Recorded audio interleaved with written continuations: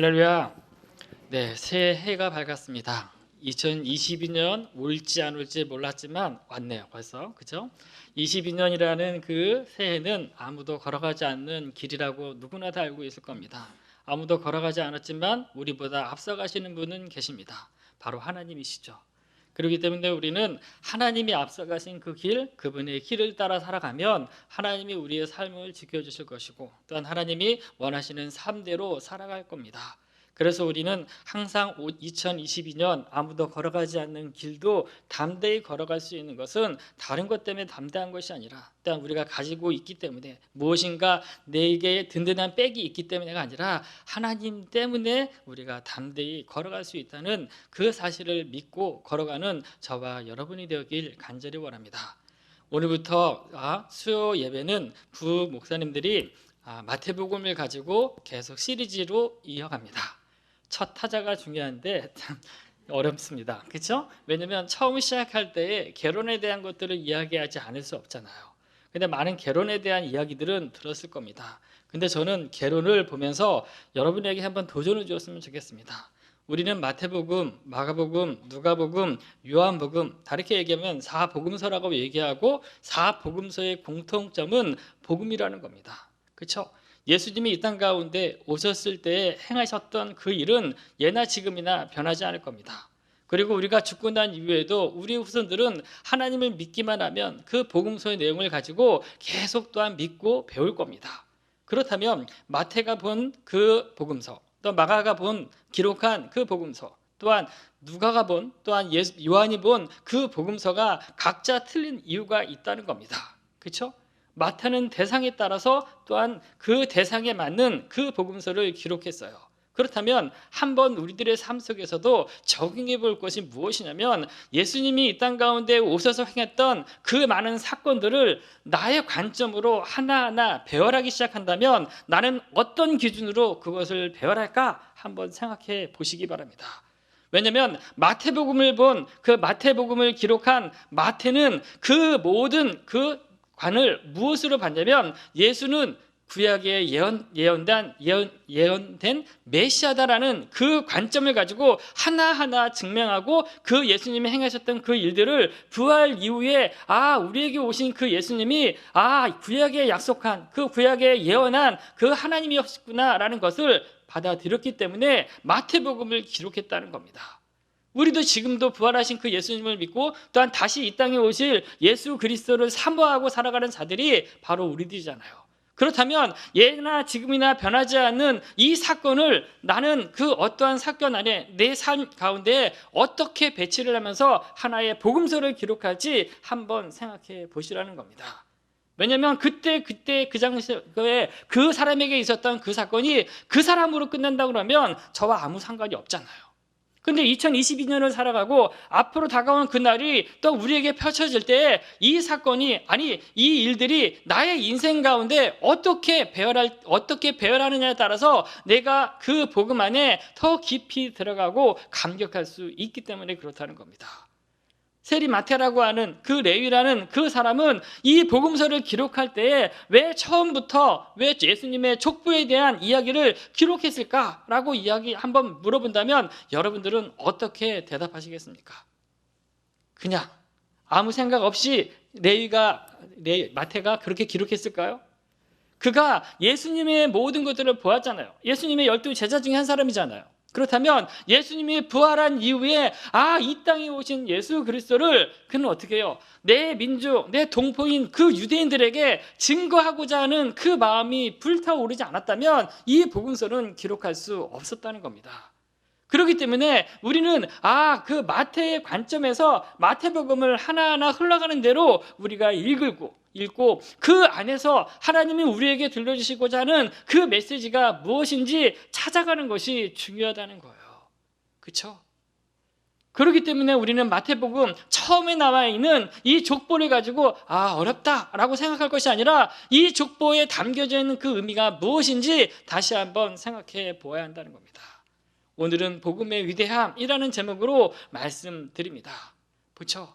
복된 소식이 복음이라고 이야기합니다. 복된 소식이라고 얘기하는 그 복음은 왜 우리에게 복음이 되는 건가요? 우리가 예수 그리스도를 믿으면 부자가 되고 건강하고 또한 우리의 모든 것들이 만사형통하게 쫙 펼치기 때문에 그것이 복된 소식이라 이렇게 말씀하는 것일까요? 성경이 그렇다고 그러면 우리가 그것이 없는 사람은 예수 그리스도를 믿어도 헛믿는 것처럼 느껴질 겁니다. 다르게 이야기하면 그것을 이야기하는 것이 아니라는 거죠.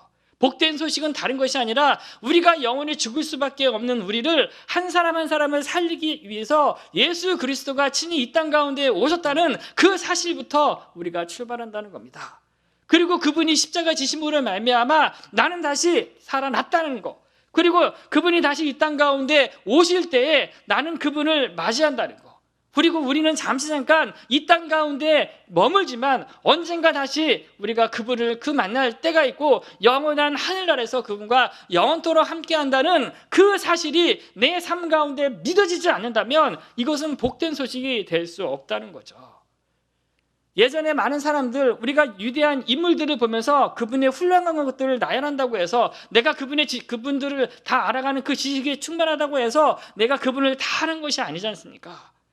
여기서 성경에서 이야기하는 그 복된 소식은 다른 것이 아니라 우리가 예수 그리스도에 대해서 정확히 알지 못한다면 우리의 믿음은 언제든지 넘어질 수 있다는 겁니다. 다르게 얘기하면 우리가 복음 안에 사로잡혀 있지 않으면 우리의 삶은 항상 쓰러지고 자빠진다는 거예요. 쓰러지고 자빠져서 어떻게 돼요? 나중에 하나님 없다라고 우리가 바라보고 믿고 그냥 하나님을 떠나는 사람이 지금도 우리 주변에 얼마나 많이 있습니까? 하나님을 믿는다고 하면 어떠한 상황과 여건 속에서도 우리가 지켜야 할 자리가 있다는 거고 그 끝까지 붙들어야 할 자리가 있는데 그 붙이고 붙잡아야 하는 것이 무엇인지 한번 질문해 보셔야 한다는 겁니다. 다른 거 없어요. 예수 그리스도밖에 없다는 겁니다. 저는 그 예수 그리스도를 붙잡지 않으면 우리가 지금 쌓아둔 모든 공력들이 한순간에 다 타버릴 거라는 그 생각이 있어요. 지금도 두려워하는 것은 무엇이냐면 지금까지 우리가 잘 살았기 때문이 아니라 언젠가 하나님 앞에 서게 될 날이 있는데 하나님 앞에 섰을 때 너는 부목사로서 무엇을 하고 왔느냐라고 물으는 그 질문 앞에 내가 무엇을 대답할까라는 그 생각을 가지고 살아가요. 근데 지금까지 하나님 내가 뭐 했습니다. 내가 뭐 했습니다. 이런 얘기를 할 수 없더라고요. 왜요? 하나님에 대해서 아직도 잘 모르고 있기 때문에 그래요. 주님을 알고자 몸부림친다고 얘기하지만 나의 삶 가운데 나타나 있는 것은 예수 그리스도에 대한 것이 아니라 예수 그리스도의 삶이랑 상관이 없는 것이 너무 많이 있다는 거죠. 한 영혼 사랑한다고 이야기하지만 내 마음 가운데 그 뜨거움이 가면 갈수록 어떻게 돼요? 식어져가는 저의 모습을 통해서 너무너무 갑갑한 마음도 있다는 겁니다. 영혼을 사랑하지 않는다고 그러면 이 자리에 있을 수 없잖아요. 근데 그 영혼이 사랑하는 그 마음들이 해가 가면 갈수록 더 뜨거워져야 함에도 불구하고 식어가고 있다는 그 사실이 저를 날마다 괴롭힌다는 겁니다.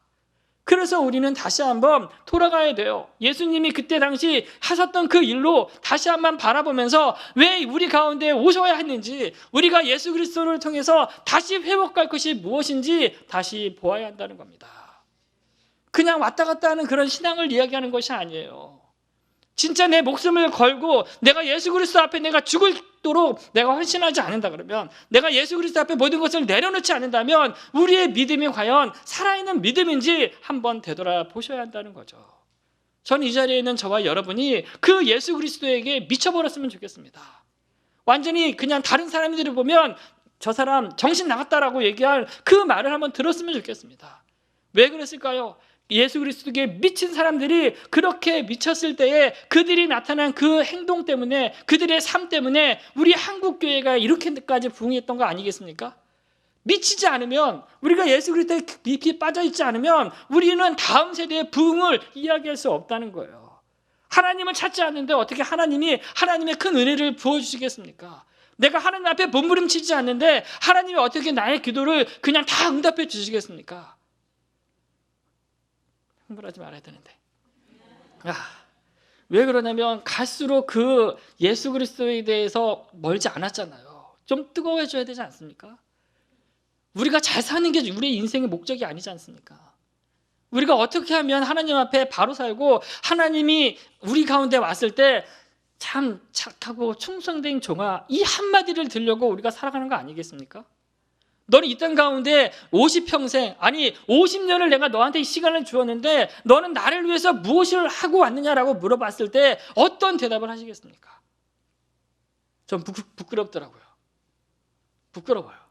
왜냐하면 죽음이 나에게 멀리 있는 것이 아니라 저는 죽음이 가까이 있다는 사실을 날마다 느껴요. 저뿐만이겠습니까? 하나님을 믿는 하나님의 백성들의 삶 속에서도 이러한 그 마음을 가지고 다시 예수께 돌아가지 않냐면 우리의 다음 세대는 이 땅 가운데 남아있지 않을 거예요. 코로나 이후에 대해서 많은 사람들이 이야기합니다. 교회는 더 힘들 것이다. 물론 힘들 수 있겠죠. 그러나 보세요. 예수께 미친 사람 있으면 교회는 부흥이 돼요. 예수께 완전히 다른 사람들 저 사람 똘만이라고 얘기하고 또라이라고 얘기해도 예수 그리스도께 완전히 사로잡혀 잡힌 사람 그 한 사람만 있으면 교회는 부흥이 된다는 겁니다. 왜 다른 사람들의 이야기는 듣고 왜 우리 예수 그리스도께 미치려고 하지 않는 우리 자신의 모습을 되돌아보아야 되지 않겠습니까? 저와 여러분이 같이 한번 올해는 다른 것이 아니라 하나님 올해는 건강이 회복되었으면 좋겠습니다. 하나님 물질이 더 많이 하나님 주시는 은혜 가운데 채워졌으면 좋겠습니다. 하나님 또한 명예도 있고 힘도 있고 모든 것들이 주어졌으면 좋겠습니다 라는 것들 소망할 수 있지만 그것보다도 더 중요한 하나님 예수 그리스도에게 올해는 미쳤으면 좋겠습니다라는 그 소망을 품고 살아가는 저와 여러분이 되었으면 좋겠습니다. 오늘 본문에 나와 있는 족보 이야기를 통해 우리가 깨달아야 할 것은 복음은 위대하다라고 얘기해요. 왜 복음이 위대합니까? 왜 복음이요? 나 같은 사람 하나님이 구원해 주신 거 그 한 가지만이라도 우리는 위대하다고 이야기할 수 있어요. 그러나 그 하나하나 찾아가면 이 족보 안에 기록된 것은 다른 것이 아니라 뭐예요? 그 복음은 혈육을 뛰어넘기 때문이라는 겁니다. 우리가 조선시대나 역사를 통해 아니 지금도 중동 국가를 보면 왕이 계승자에 대한 이야기를 이야기합니다. 또한 서열을 이야기해요. 이 왕이 지금까지는 통치하고 있지만 이 왕이 죽으면 다음 왕이 세워진다라는 그 이야기를 이야기하잖아요. 왜요? 그 왕이 누렸던 그 모든 것이 누구한테 넘어가냐면 그 다음 왕에게 넘어가잖아요. 그래서 그 왕의 아들들이라 하더라도 그 서로 내가 첫째가 아니면 또 둘째, 셋째, 넷째라고 하면 어떠하든지 간에 어떻게 해요? 반란을 일으켜서도 그 왕이 되고자 하는 그 일들이 우리들의 역사 안에서도 있지 않았습니까? 그래서 왕자의 난이나 이런 것들이 있었다는 거죠. 왜 그런 난들이 존재했을까요? 똑같은 왕의 혈통을 가진 혈육에 있는 사람들인데 왜요? 그 왕이 누렸던 것들을 왕이 누렸던 것들이 그가 보기에 너무 좋아 보이기 때문에 그렇다는 거예요. 그렇죠? 너무 보기 좋기 때문에 어떻게 해요? 어떠하든지 간에 왕이 죽으면 내가 왕이 되어야겠다라고 생각하는 겁니다. 근데 내가 왕자로 태어나지 않는다 그러면 어때요? 내가 저 반란을 일으켜서라도 다시 한번 이 나라를 엎어버려서 다시 내가 이 나라를 세우겠다라고 하는 사람들도 있었지 않습니까? 왜 그런 것들이 이런 삶들이 우리의 삶 가운데 펼쳐졌을까요? 그것은 다른 것이 아니에요. 왜요? 그 왕이 누렸던 그 모든 것들이 나뿐만 아니라 내 자녀들, 내 후손들도 동일하게 이어져 가려고 하는 그 마음들이 있기 때문이라는 거죠. 근데 오늘 본문에 보면 참 재밌는 것은 무엇이냐면 1절에 이렇게 이야기해요. 아브라함과 다윗의 자손 예수 그리스도의 계보라 라고 이야기합니다. 유대인들에게 이야기하는 다른 것이 아니라 예수 그리스도의 계보 안에는 누가 먼저 나와요? 아브라함이라는 그 사람으로부터 예수가 그 족보가 시작한다고 이야기하지 않습니까? 그 아브라함의 족보 안에 또 누가 있냐? 바로 다윗의 족보가 안에 있다는 거예요. 그렇죠? 아브라함은 유대인을 이야기할 수 있어요. 그리고 다윗은 뭐예요? 왕을 이야기할 수 있다는 겁니다. 내가 유대인이고 내가 왕의 가문이다라는 것들을 이야기하는 겁니다. 그렇죠? 내가 유대인이고 왕이 아니면 결국 뭐예요? 나는 선한 이스라엘 백성들이 될 수 없잖아요. 하나님 앞에 구원받은 사람이 될 수 없잖아요. 근데 유대인들이 가지고 있는 생각은 무엇이냐면 나는 이스라엘에서 유대인으로 태어났으면 영원히 하나님 나라 백성이다. 하나님의 자손이다. 성민이라는 그 생각을 가지고 살았던 사람들이 바로 누구예요? 유대인들입니다. 그렇기 때문에 그들은 항상 어디에든지 간에 내가 유대인이고 내가 무슨 집하고 내가 지금 어느 가문에 속해 있다는 것을 그들은 항상 내세우고 자부심을 가지고 살아가고 있었다는 거예요. 그런데 보세요. 그런 자부심을 가지고 살아갔던 그 사람들임에도 불구하고 그들에게 놓친 것들은 무엇이냐면 하나님이 처음 계획은 유대인만 구원하기 위해서 그들을 구별해 내지 않았다는 거예요. 하나님이 유대인을 선택한 이유는 다른 것이 아니라 너희들이 제사장 나라, 제사장 민족이 되어서 주변에 있는 이방인들을 하나님 품으로 인도하라고 그들을 먼저 선택하고 선택한 것뿐인데 그들은 하나님이 주신 그 사명을 망각하고 살아갔다는 겁니다. 망각하고 살아가니까 결국은 뭐였냐면 자기들만의 특권층이 형성되었죠. 다르게 하면 기득권이라고 얘기할 수도 있어요. 아, 우리만 구원받았다. 우리만 하나님의 자녀다. 그러니까 그거예요. 아, 우리에게는 모세가 준 율법이 있고 우리는 계명을 준수하고 하나님의 성전이 있고 그렇기 때문에 우리는 항상 하나님의 순수한 혈통이기 때문에 더 이상 이방 사람들은 들어올 수 없다라고 그들은 생각했다는 거죠. 그래서 왜요? 그 복음을 그들이 지금도 주장한다면 그것이 복음이라고 그들이 믿고 있는다면 우리는 그들과 상관없는 것을 살고 있는 겁니다. 왜요? 우리는 이방인이잖아요. 우리가 유대인이 아니잖아요. 이방인이고 유대인이 아니라고 그러면 영원한 하늘나라 갈 수 없는 것이에요. 근데 보세요. 그 영원한 하늘나라 갈 수 없는 것을 마태가 이야기하는 것이 아니라 예수 그리스도의 족보 안에 어떤 사람들이 기록되냐면 우리 안에는 유대인도 있고 우리 안에는 왕도 있지만 그 당시 사람 취급받지 않는 여인도 등장한다고 이야기해요. 그리고 그 당시 사람 취급받지도 않는 이방 사람들도 이 안에 있다라고 이야기해요. 그리고 그 당시 사람들이 조롱하고 비웃던 아니 감히 상상하지 못한 직업을 가진 그 사람도 이 안에 기록되어 있다는 거예요. 우리가 믿음을 이야기하고 믿음의 순수한 혈통을 이야기한다면 그 족보 안에는 이런 사람들은 과감하게 뺐어야 되겠죠. 그리고 들어갈 사람, 이 여인을 집어넣는다 그러면 두 사람만 집어넣으면 됩니다. 그 사람이 누구예요? 리브가 라헬 아니겠습니까? 아브라함의 부인, 그렇죠? 순수 혈통들 아니겠어요? 근데 그 믿음의 사람들을 집어넣지 않고 그 마태는 이 5명의 여인을 기록함으로 말미암아 복음에는 복음 내가 유대인으로서 그 복음 안에 들어가는 것이 아니라 하나님께서는 유대인이든 헬라인이든 차별 없이 그리스도 안에 있으면 어떻게 돼요? 구원해 주시겠다는 그 약속이 그 족보로부터 시작되고 있다는 사실이죠. 기억하시기 바랍니다. 그 족보 안에 저가 있어요. 제가 있다는 겁니다. 그 족보 안에 내가 있어요. 저만 있어요. 성도님들은 모르겠어요. 저만 있습니다. 왜요? 내가 그렇게 믿어요? 그게 아니라 하나님의 그 복음의 그 깊이를 우리가 깨닫는다면 내가 그 안에서 움직이는 것들이 보인다는 사실이잖아요. 내가 복음 안에 있고 예수 그리스도를 믿고 하나님의 자녀가 됐다면 우리는 어떻게 해요? 혈육을 뛰어넘는 그 복음의 위대성을 오늘도 발견한다는 겁니다. 그런 저와 여러분이 되길 주의 이름으로 축원합니다. 또 복음이 위대한 두 번째 이유는 다른 것이 아니라 복음은 성별을 뛰어넘기 때문이다 라고 이야기해요. 그 족보를 자세히 보면 3절에는 다말이라는 여자가 나오고 5절에는 라합과 룻이라는 여인이 나옵니다. 그리고 6절에는 우리아의 아내 밧세바를 이야기하겠죠. 밧세바에 대한 여인이 나와요. 그리고 16절에는 마리아라는 여인이 나온다는 겁니다. 이 여인들은 딱 보면 우리가 보기에는 다 여인으로서의 공통점이 있잖아요.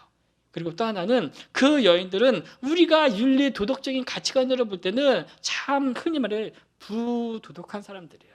윤리적으로 보면 이런 사람들이 이 여인들이라는 거죠. 다말이 누굽니까? 유다의 그러니까 유다의 며느리 아니에요? 그렇죠? 그 유다의 며느리로 말미암아 누가 돼요? 베레스와 세라가 태어나지 않습니까? 이런 것들을 보면 우리가 왜 거룩한 성경 안에 왜 이런 것들을 기록했지? 왜 마태는 이런 것들을 왜 굳이 밝혀야 했지? 라고 우리는 의문을 가져야 한다는 겁니다. 보세요. 세상 가운데 이렇게 타락한 사람도 그리스도 안에 들어올 수 있다는 겁니다. 우리는 저 사람이 저런 천한 직업을 갖고 도저히 우리와 상종할 수 없는 윤리와 도덕적인 가치를 가지고 저 사람을 제외하려고 하지만 복음 안에 있으면 모든 것들이 어떻게 돼요? 바뀌어진다는 겁니다. 그게 바로 다말을 통해서 나타나지 않습니까? 라합이라는 여인은 어떤 사람이에요?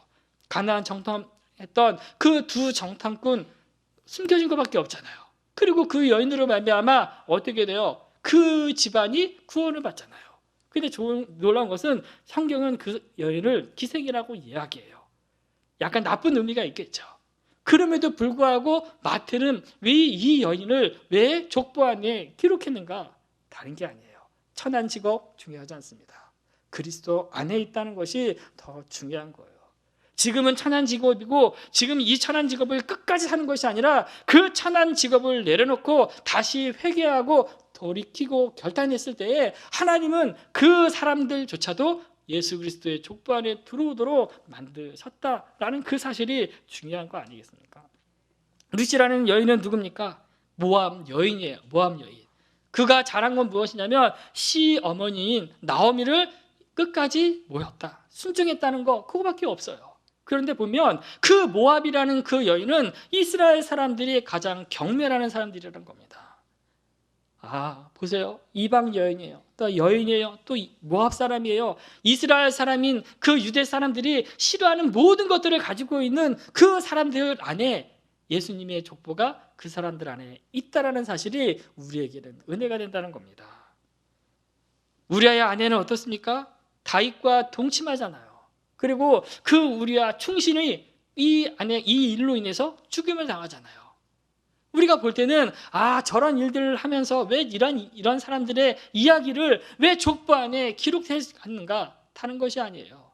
나와 같은 사람도 이 예수 그리스도의 족보 안에 들어갈 수 있다. 복음을 믿는다면, 내가 예수 그리스도를 영접한다면 예수 그리스도의 그 복음 안에서 우리는 이러한 왕의 자녀들이라는 것을 성경은 우리에게 말씀하고자 마태는 기록했다는 겁니다.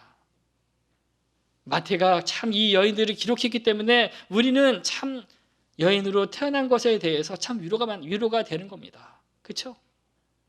우리가 만약에 이 여인들에 대한 이야기가 없이 순수하게 누가복음과 비교해서 보면 누가복음은 어떻습니까? 여인들의 이야기가 나오지 않아요. 순수 남자들만 얘기 나옵니다. 그러니까 누가복음의 족보를 보면 우리 같은 사람이 보이지가 않아요. 왜요? 순수 유대인들만 얘기하잖아요. 근데 보세요. 우리는 마태복음의 족보를 통해서 우리 같은 연약한 사람도 하나님 앞에 선택받을 수 있고 구원받을 수 있다는 그 위로가 결국 이 안에 있다라는 거잖아요. 그 당시 여인들 우리가 얘기한 것처럼 아무 사람 취급받지 않았잖아요. 물론 우리 역사 안에서도 그런 일들이 있지 않습니까? 조선시대에 딱 보면 실거지약이라고 이야기하잖아요. 조선시대에 태어나지 않은 것이 참 감사한 겁니다. 보니까 이런 얘기가 있어요. 시부모에게 순종하지 않는다면 어떻게 해요? 내친다. 그렇죠? 찔리는 사람 있을 겁니다. 그렇죠? 그러면 아들이 없으면 내친다. 음행하면 내친다. 투기하면 내친다. 나쁜 질병이 있으면 내친다. 말이 많으면 내친다. 도둑질하면 내친다. 만약에 조선시대에 우리가 여인으로 태어났다면 그 여인들의 그 아픔을 참 위로해 줄 수 있는 사람이 참 많지 않았을 겁니다. 얼마나 두려웠겠어요. 그렇죠? 하루하루 살아가는데 내가 아들을 낳지 못하면 어떻게 돼요? 내친다는 그 사실 가지고 얼마나 긴장하고 살아가겠습니까? 내가 말이 많은데 말하지 못한다고 너 이제부터 침묵해 라고 얘기하면 어떻게 감당하겠어요? 그렇죠? 이런 일들이 그 당시에 조선시대에만 있었다는 그 사실이 참 우리로 하여금 이렇게 참 지금 힘들게 하는데 이런 것이 지금은 없지 않나요? 그렇죠? 한 여인이라도 복음 안에 있으면 하나님이 어때요? 유대인이나 헬라인이나 노마인이나 남자나 여자나 종이나 자유자나 어떻게 해요? 차별이 없다라고 이야기하잖아요. 그래서 복음은 뭐예요? 그런 것들을 뛰어넘기 때문에 위대하다라고 이야기하는 겁니다. 저와 여러분이 오늘도 복음 안에서 참 진실되게 살아가기 원합니다. 그리고 그 복음의 그 깊이를 올 한 해는 더 깊이 깨닫는 저와 여러분이 되기 원합니다. 마지막 세 번째는 복음이 위대한 이유는 지위를 뛰어넘기 때문이라는 겁니다. 17절 말씀을 한 목소리로 같이 읽습니다. 시작. 그런즉 모든 세대가 아브라함부터 다윗까지 14대요 다윗부터 바벨론으로 사로잡혀 갈 때까지 14대요 바벨론으로 사로잡혀 간 후부터 그리스도까지 14대더라. 아멘. 우리는 참 열례다라는 것이 무엇을 의미하는지 참 궁금하지 않습니까? 그렇죠? 근데 그 열례다라는 그 의미는 다르게 얘기하면 다윗의 이름이에요. 다윗의 이름의 값을 이름 숫자로 이야기하면 14라고 이야기해요. 그러니까 예수님의 족보를 딱 보면 정확히 14, 14, 14로 끝나지는 않는다는 겁니다. 그러나 마태는 왜 14, 14, 14로 이것을 딱 말했는지 한번 봐야 될 거 아니겠습니까? 왜냐하면 유대인들이 가장 존경한 그리고 유대 나라를 다시 회복할 그 사람은 누구예요? 다윗과 같은 그 왕이라는 겁니다. 그래서 그 다윗과 같은 그 왕을 지금도 그들은 꿈꾸고 있잖아요. 그래서 보세요. 아브라함부터 다윗까지가 10세다는 그때는 이스라엘 민족의 태동기라고 이야기해요. 어떤 학자는. 그리고 그 다윗부터 바벨론 포로 전까지는 이스라엘의 성장기, 그 다음에 쇠퇴기를 이야기한다는 겁니다. 그리고 마지막 바벨론 이후부터 그리스도까지는 다시 회복기라고 보는 학자들이 있어요. 이런 것들을 보는 이유는 이스라엘 역사를 보면서 이렇게 마태라는 사람은 이것을 의미하고 이것을 기록한 거 아닌가? 14대로 나눈 거 아닌가? 라고 이야기한다는 거예요. 그만큼 중요한 것은 14대로 나눴다가 아니라 그들에게 있어서 가장 중요한 사람이 누구인지 한번 되돌아봐야 한다는 거죠. 기준이 누굽니까? 다윗이에요. 그 시작이 누굽니까? 아브라함이에요. 그러니까 아브라함부터 이스라엘 민족이 태동해서 예수 그리스도까지 이어지는 그 모든 과정을 통해서 지금 마태가 이야기하고자 하는 것은 다시 이 땅 가운데 회복할 메시아로 오신 분이 그리스도이심을 알려주고자 우리에게 이것을 기록하고 있다는 거죠. 족장입니다. 왕입니다. 그렇죠? 그리고 수많은 또한 애굽으로 갈 때는 그들은 종이 되었어요. 어찌 보면 그들의 많은 그 그들이 그 일들이 이 역사 안에서 많은 일들이 펼쳐졌겠죠. 그리고 바벨론 또 아수르의 포로로 끌려갔다가 다시 돌아오고 자유민이 됐다가 또한 노마에 속해 있는 그 이스라엘 사람들의 역사, 그것들을 통해서 궁극적으로 이야기하는 것은 그리스도가 이 땅에 오셨다라는 것을 이야기한다는 겁니다. 왜요? 그 그리스도를 통해서 모든 지위를 뛰어넘는 분이 바로 그리스도다. 아브라함보다도 족장들보다도 결국 뛰어넘는 사람, 다윗부터 시작하는 사울부터 단일 왕국이 시작하고 솔로몬 이후에 분열 왕국이 시작하지만 이스라엘의 모든 왕은 오직 누구로부터 끝나냐면 그리스도로 끝난다는 겁니다. 그래서 우리에게 가장 중요한 분은 다른 것이 아니라 우리의 왕이요, 우리의 혈통적인 유대인 이야기하는 게 아니라 영적인 유대인을 이야기하는, 그리고 그 유대인의 그에게서 가장 중요한 분은 그리스도 한 분밖에 없음을 그냥 족보를 통해서 우리에게 알려주고 있다는 겁니다. 그리고 그 예수 그리스도로 시작한 그 이야기는 하나님의 나라, 하늘나라의 시작이 예수 그리스도가 이 땅 가운데 오심으로부터 시작이 되고 이 땅 가운데 예수 그리스도가 끝날 때까지 하나님의 나라는 계속 확장될 겁니다. 그 일을 위해서 우리가 지금 이 자리에 있다는 거죠.